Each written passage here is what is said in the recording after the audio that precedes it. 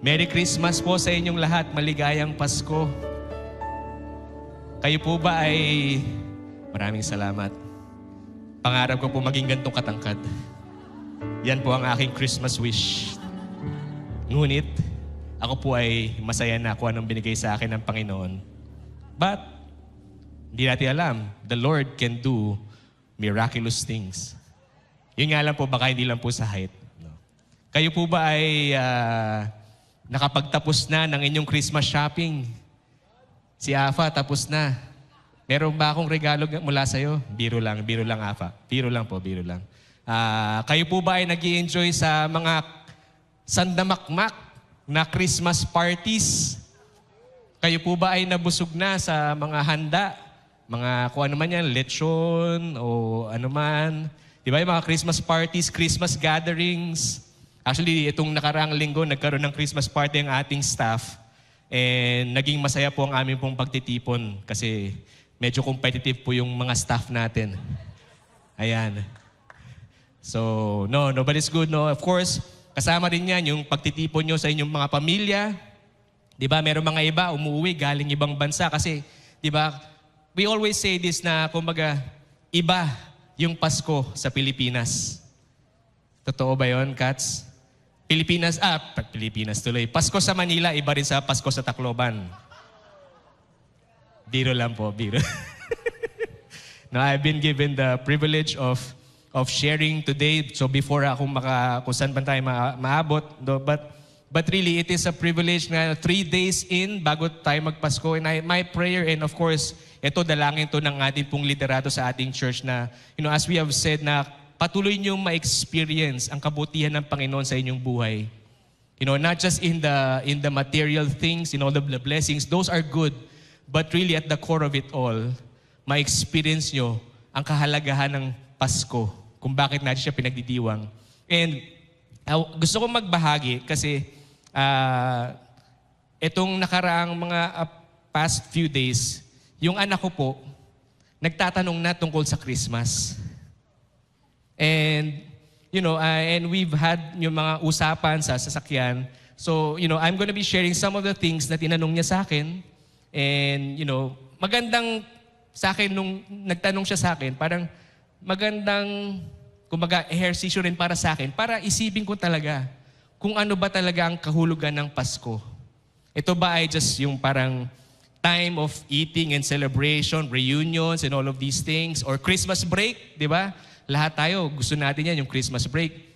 But sa aking pag-aaral, sa aking, with the help of my daughter, with her asking me the questions, na napag-isip-isipan ko na, ano nga ba ang Pasko para sa akin? So, hindi na ako nakaisip ng title na Tagalog, kasi medyo pinag-isipan ko ng sobra-sobra yung title. Kaya I entitled this message, ready na kayo, church? Christmas Q&A.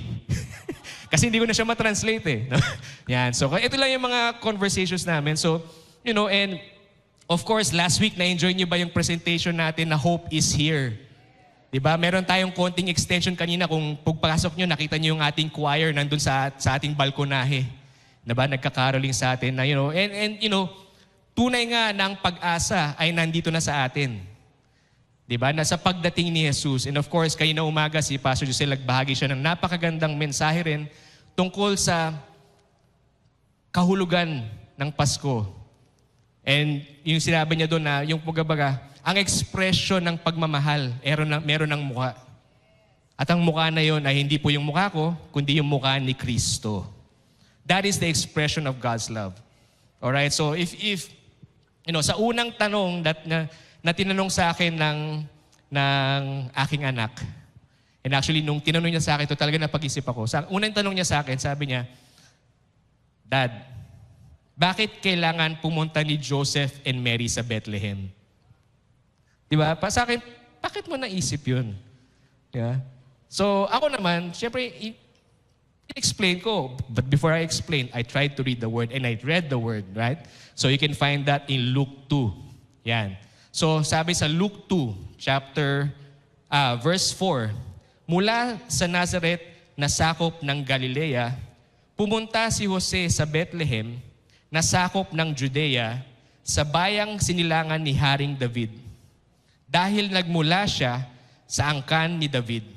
Kasama niya sa pagpapalista ang magiging asawa niya na si Maria, na noon ay malapit ng manganak. So yun ang sagot kung bakit sila kailangan umuwi. Kumbaga, I think in our context ngayon, ito yung parang uuwi ka sa iyong sariling probinsya. Diba? Si Pastor Edwin, taga Zambales. So, kung merong census, tama ba, Pastor, Zambales? Tama, o yan. So, uuwi siya sa Zambales. Si Pastor Ramilet, di ko alam kung saan kay Cavite. O yun. So, magkahiwalay sila ng pupuntahan. And tinanong ko rin to kay Pastor Edwin. So, Pastor, tinanong ko si Pastor Edwin kanina, sabi ko, kung si Mary, so it means na siya rin ay taga Bethlehem. Or part din siya ng linya ni David. And sabi ni Pastor Edwin, tama ka, tumpak. Yun. Kaya sila umuwi. And nung napag-isip ko na more than that, yung pagdating ni Jesus ay ipinahayag na hundreds of years before. Diba? Kaya sinabi na parang, kasi kung bibilangin mo yung bilang ng henerasyon from David to Jesus, I think it's almost about, if I'm not correct, or if I'm correct, mga at least 14 generations. At least. Diba? So talagang, kumbaga yung lineage, o kumbaga yung pamilya ni Jesus ay matatrace sa pamilya ni David. No? And it's interesting to me na, kasi nga, pinangako sa bansang Israel na ang kanilang tagapagligtas ay magmumula sa angkan ni David. And that is very significant.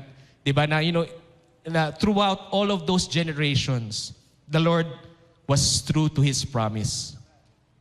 No, from David. Actually, even before that, you can trace the lineage of Jesus.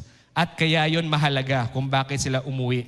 Diba? Sabi sa Jeremiah 23, verse 5 and 6, sinabi pa ng Panginoon, darating ang araw na paghahariin ko ang isang hari na matuwid mula sa angkan ni David.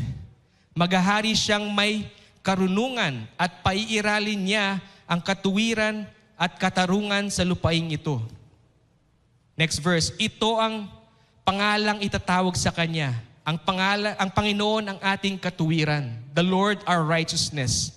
At sa panahong iyon, maliligtas ang Huda, at magkakaroon ng kapayapaan sa Israel. At ito yung dalangin ng bansang Israel. Diba? Throughout their history, alam natin na masalimuot yung kanilang pinagdaraanan. Minsan dahil sa kanilang, disobedience, diba? Yung kanilang pagsuway sa kagustuhan at sa layunin ng Panginoon. Ngunit, kahit na sila ay sumusuway, may plano pa rin ng Panginoon para sa kanila. At ito yung kanilang inaabangan. Ito yung kanilang pinakanais. And even sa panahon ni Jesus, alam din natin na sila ay under sa Roman rule. So they were hoping, diba, yung pag-asa nila, tinutuon nila doon sa darating na tagapagligtas na prophesy hundreds of years before. And they were all expecting that. And it comes from the line of David. Another verse, Isaiah 9, 6-7. Sabi dito, ipapanganak ang isang batang lalaki na maghahari sa amin. Tatawagin siyang kahangahangang tagapagpayo, makapangyarihang Diyos, walang hanggang Ama at prinsipe ng kapayapaan. Dahil nga sa nararanasan nila na punong-puno ng conflict. So they were wanting peace. At sabi doon, ang ating Panginoon ay prinsipe ng kapayapaan. Hindi magwawakas ang pag-unlad ng kanyang pamamahala at maghahari ang kapayapaan. Siya ang magmamana ng kaharian ni David. Again, talking about the lineage ng kanyang family line, family tree. Mula sa kanyang, ninuno na si David. Patatatagin. Yan. Niya ito at paghahariang may katarungan at katuwiran magpakailanman. Sisiguraduhin ng Panginoong makapangyarihan na matutupad ito. So yung pangako ng Panginoon sa kanyang piniling bansa na Israel, sinabi dito, sisiguraduhin niya na mangyayari ito. At nangyari nga ito more than 2,000 years ago nang dumating si Jesus at pinanganak, nagkatawang tao. At us, by extension, sa ginawa ni Jesus, tayo rin ay naging bahagi ng pamilya sa ginawa ni Jesus. Na ating masasabi na tayo rin ay nagiging tagapagmana ng kapayapaan sa ating buhay, kasaganaan at lahat pa. And even freedom. So that's the first question that my daughter asked. Why did Joseph and Mary come to Jesus? At ako medyo nagkaroon din ako ng parang relief na buti na lang hindi tinanong sa akin ng anak ko, paano nagkaroon ng baby sa tiyan ni Mary? No, that's for a different discussion. No? So, but then again, that was an interesting question. Another question that she asked. Sabi niya, bakit kailangan bumili at magbigay ng regalo sa Pasko? Ako, tanong ko rin ito sa asawa ko, bakit kailangan natin mag-shopping? Biro lang po. Biro lang po. Actually, very festive ang Pasko para sa amin. And actually, Christmas is very important to me. Actually, the day after Christmas, mas mahalaga sa akin kasi kaarawan po yun ng aking minamahal na asawa. So, ay wala siya. Ay, nandun pala siya. Hawak na naman niya yung wallet ko so wala na akong magagawa. Yeah. So why? Sabi niya, kasi this past week din, so, syempre Christmas break, tapos nagkaroon kami ng opportunity na, kumbaga, makapag-ikot, and even we were preparing gifts to give to, people that we love. Yan, so ginawa nilang mag-ina, nag-bake sila ng cookies.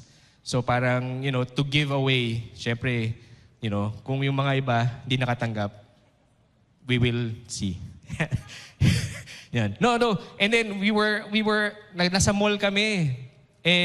I think pareho talaga kami ng anak ko na parang sabi niya, punta kami sa isang tindahan, tumingin kami, tapos walang nakita, tapos lumabas, pumunta sa sunod. Sabi niya, Dad, why do we have to go to different stores? I'm so tired. I'm so bored. But then, ini-explain ko sa kanya, kailangan nating, tumingin ng mga regalo para ibibigay natin sa, sa mga tao na minamahal natin. It's an expression of our love. And we don't want to just give like a generic gift. Diba? Minsan, syempre, pagka gusto natin, para isang pagura na lang, bili na lang ng isang uri ng regalo, pamigay sa lahat. But isn't it also heartwarming kung makakatanggap ka ng regalo na specific para sa'yo? Diba napakagandang parang pakiramdam na nakatanggap ka or nagbigay ka ng regalo na halimbawa pinili mo, na pinaghirapan mo, pinag-isipan mo dahil alam mo kung sino yung pagbibigyan mo. No, that's a good thing. Yan. Sabi sa Matthew, actually binasa rin ito ni Pastor Millet kanina. Sabi niya, so Matthew 2 verse 9 to 11, pagkatapos silang marinig ang bilin ng hari, umalis na sila. So talking about yung three wise men. Habang sila ay naglalakbay, muling lumitaw ang bituin na nakita nila sa silangan at lubos ang kanilang kagalakan. Nanguna sa kanila ang bituin hanggang makarating sila sa kinaroroonan ng sanggol. Pagpasok nila sa bahay, nakita nila ang sanggol at ng ina nito na si Maria. Lumuhod sila at sumamba sa sanggol. Inilabas din nila at inihandog sa sanggol ang mga dala nilang ginto, insenso, at pabangong mira. Diba napakagandang imahe na yung tatlong wise men na sa kanilang, I'm pretty sure, malayo yung pinaglakbayan nilang lugar papunta kay Jesus and na sinusundan nila yung bituin. At nung nakita nila yung sanggol, that they could not help but worship and give the best that they could have. Right? And isn't that a picture of what Christ has done for us? What God has done for us? Diba? That's the reason why we give gifts. Hindi lang siya para masabing may nabigay ka, But really, ang ating pagbibigay is an expression of our love to our loved ones. Diba? In the same manner that Christ has demonstrated His love for us. Ayan. Okay. So kung kayo ay nakapagbigay na ng regalo sa mga inyong mga kamag-anak, kaibigan, God bless you. Kung kayo pa ay kulang, pwede rin siguro GCash. Yan. At ito isa sa mga, actually kagabi, while I was, kami nagbibiyahe pa uwi, kinausap ko ulit yung anak ko. Tapos sabi ko, Clara, do you wanna come up here? Are you ready? Oh, come up. Ayan, ito po ang aking anak, si Clara. Ayan. So actually, yan. Tinanong ko sa kanya, and before I ask you the question, I will tell them the story first, okay? Yan. So tinanong ko siya, what does Christmas mean to you? And then she gave her answer, and then I jokingly said to her, do you want to say that in front of the church? I was expecting na hindi siya magsasabi ng yes. But siguro na-excite siya kasi nag-present sila a couple of weeks ago. So parang nagkaroon siya ng lakas ng loob. Yan. So, I'm gonna ask you the question. What is Christmas to you and why do we celebrate Christmas? I'm Huh? I just can't remember. You just can't remember? Ayun na. Pre-practice nila to actually. Do you remember now or what? I need to think. You need to think. We have 21, meron tayong 21 minutes para mag-isip. Okay lang ba? Are you ready? Or why do we celebrate Christmas? Because Jesus was born And? and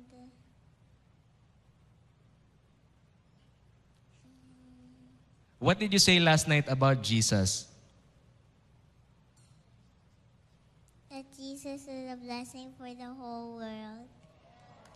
Yun, actually, hindi nagulat ako sinabi niya yun. Are you okay? Do you wanna stay here or you wanna go down to mom? Okay, gusto daw po niyang bumaba. Maraming salamat. Okay. Thank you. Actually, nung sinabi niya yun, that Jesus is a gift to everyone. Nung narinig ko yun, ako medyo nagulat ako. And buti na lang hindi ako nabangga kasi traffic.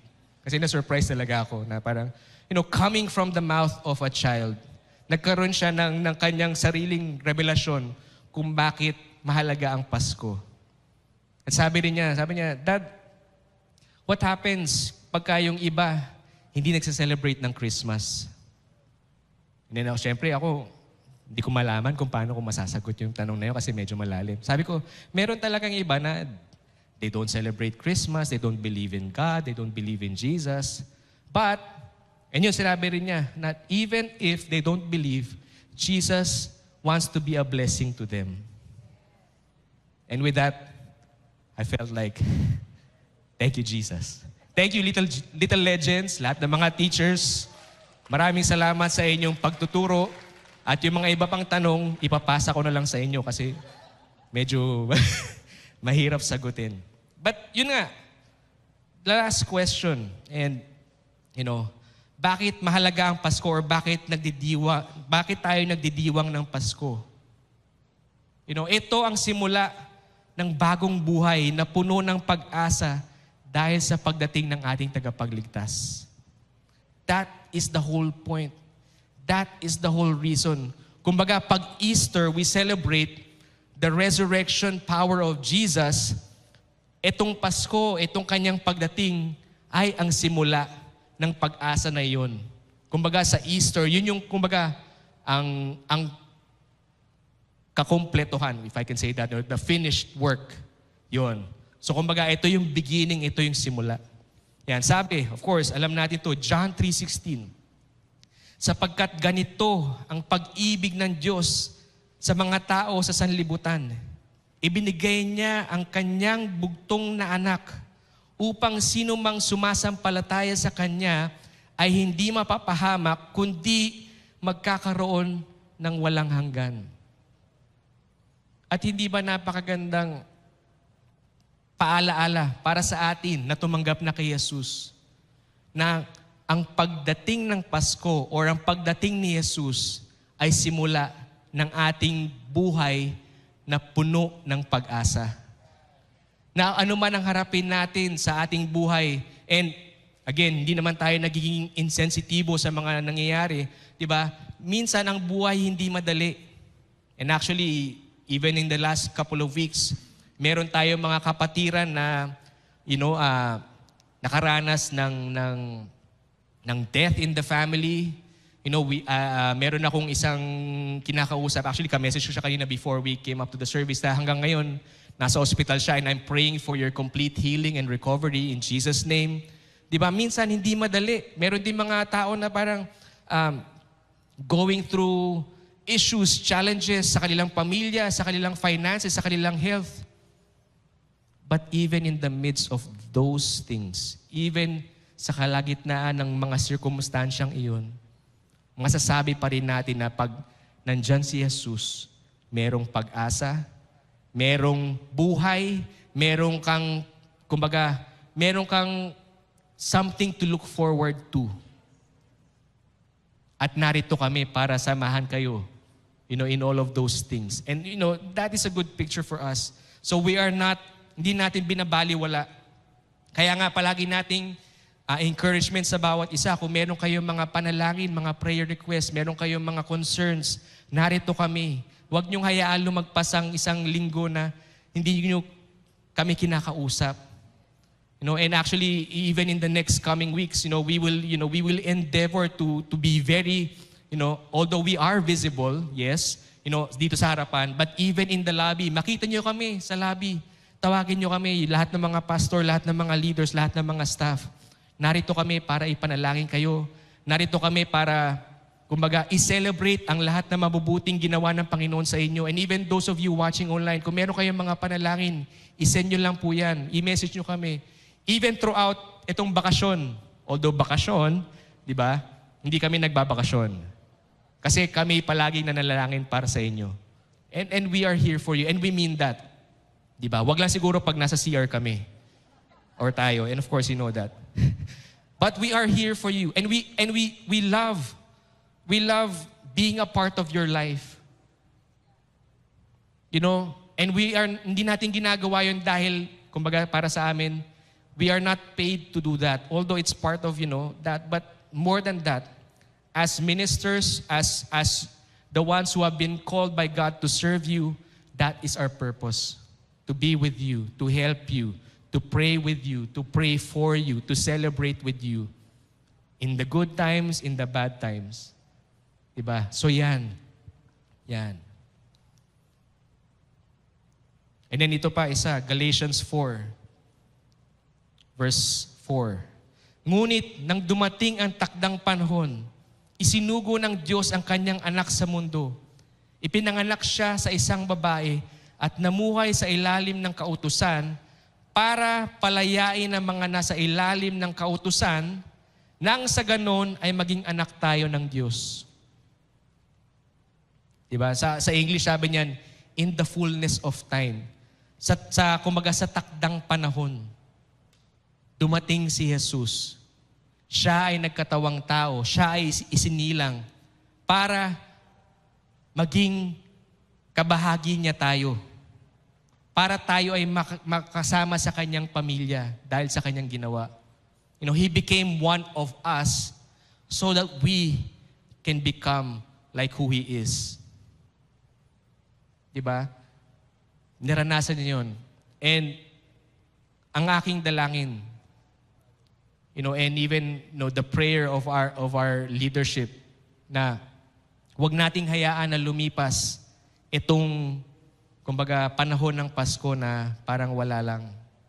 Na parang kumain lang kami and all of these things. But ating alalahanin kung bakit mahalaga, bakit tayo nagdidiwang, bakit tayo nagsasaya, bakit natin pinapupurihan ang pagdating ni Jesus. Dahil ang pagdating ni Jesus ay simula ng ating bagong buhay.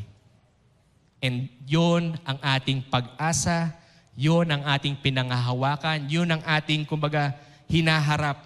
And even right now, we experience lahat ng kabutihan na nakalaan para sa atin dahil sa ginawa ni Jesus. And if I can ask si Daryl to come to play for us, and ayoko naman na palagpasin ang pagkakataon na ito na dumaan lang ang isang linggo na hindi natin nagkakaroon ng opportunity para hayaan na si Jesus ay pumasok sa ating puso't isipan. And maybe merong isa dito sa ating kalagitnaan ngayon na Christmas is just a Christmas for you. Let me say, brother and sister, it can be more than that. Hindi lang siya panahon ng pagsasaya, ngunit ito ang panahon para matanggap mo ang magandang regalo na matatanggap mo. And that is ang pagkakaroon ng iyong sariling relasyon sa Panginoon bilang Panginoon at tagapagligtas. So kung ikaw yan sa ating kalagitnaan, if I can ask na tayong lahat ay pumikit ang mata at yumuko, and even sa ating nanonood na online, itong panalangin na ito is a simpleng panalangin. And more than the words that I say, it's your heart. Sinabi sa Biblia na ang ating Panginoon ay nakatayo sa pintuan ng ating puso at kumakatok. At hinihintay niya na imbitahin mo siya na pumasok sa loob. At pagpasok sa loob, kayo ay magkakaroon ng relasyon. Kayo ay magkakaroon ng communion. And across this room, if we can pray this prayer, asking Jesus into your heart, sabihin mo ito, Panginoong Jesus, maraming salamat sa iyong pagdating. Maraming salamat na ikaw ay pumunta sa mundong ito para sa akin. Dahil sa iyong pagmamahal, tinatanggap kita sa aking buhay, pumasok ka sa aking puso, sa aking isipan, at mula ngayon, ikaw ay sa akin at ako ay sa iyo. At tayo ay magkakaroon ng magandang relasyon mula sa araw na ito. Tulungan mo ako na mabuhay para sa iyo. At ito ang aking dalangin sa pangalan ni Jesus. Amen. At amen. Maraming salamat. Kung ikaw ay nag-pray niyan for the first time, ito na naman ang aking dalangin na huwag mong hayaan na lumipas ang pagkakataon na ito without telling someone na ikaw ay tumanggap ng kay Jesus bilang iyong Panginoon at tagapagligtas. Paglabas mo sa Gawing Kanan, meron tayong Next Steps Lounge, meron tayong wonderful team there, and says, you can say na parang pastor, I prayed that prayer for the first time. And we will talk with you. Bibigyan namin kayo ng regalo na isang Biblia na maaari niyong gamitin para sa inyong journey. And before I turn it over to our host, let me just pray for all of us. Okay lang po ba yun? Panginoon, maraming salamat na sa lahat ng aming katanungan, ikaw ang sagot. Maraming salamat na itong panahon ng Pasko ay pagdiriwang dahil sa napakagandang balita at napakagandang regalo na binigay mo sa amin. At iyon ay ang buhay ng iyong anak na si Jesus. Maraming salamat na tinawid mo ang langit at ikaw ay nagpunta sa lupa para sa amin dahil sa iyong pagmamahal. At tinatanggap namin ito at kami ay lubos na nagpapasalamat at dalangin ko na aming isa puso ang pagmamahal na ginawa mo sa amin. At sa ngayon ay kami ay mabuhay ng naaayon sa iyo. Pagpalain mo ang bawat isa sa pangalan ni Jesus. Amen.